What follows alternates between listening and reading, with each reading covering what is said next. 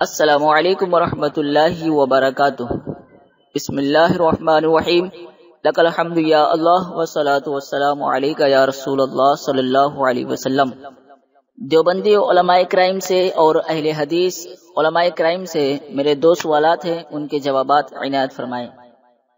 پہلا سوال یہ ہے کہ آج کل مکہ مکرمہ اور مدینہ منورہ میں یہ طریقہ رائج ہے کہ فرض نمازوں کے فوراً بعد یعنی سلام پھرتے ہیں 1-2 منٹ کے بعد نماز جنازہ کی جماعت شروع ہو جاتی ہے، حالانکہ ابھی لوگوں نے فرض نماز کے بعد سنتیں نہیں پڑھی ہوتی۔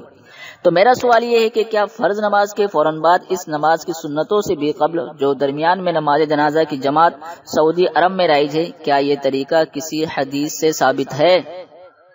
اور مکہ مکرمہ اور مدینہ منورہ میں خیر القرون میں اس طرح نماز جنازہ کی جماعت ہوا کرتی تھی؟ اس کا جواب ہم سنیوں کو چاہیے۔ اگر نہیں ہے اس کا جواب تو کیا یہ بدعت نہیں ہے؟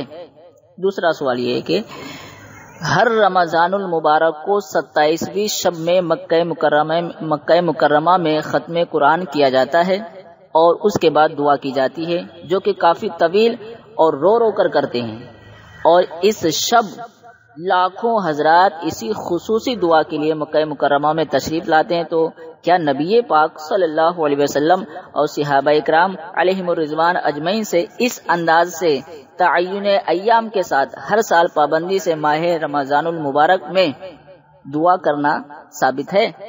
حدیث کے مطابق دعا عبادت ہے، لہذا اس عبادت کا مذکورہ صورت میں ادا کرنا کس حدیث سے ثابت ہے یا خیر القرون میں ایسا ہوتا تھا؟ ہمیں ان سوالوں کے جوابات چاہیے۔ جو طوطے اور برساتی مینڈک کی طرح گہار لگاتے ہیں یہ شرک ہے، یہ بدعت ہے، یہ شرک ہے، یہ بدعت ہے، یہ شرک ہے، بدعت ہے، ہمیں ان لوگوں سے اس کا جواب چاہیے۔ السلام علیکم ورحمۃ اللہ وبرکاتہ۔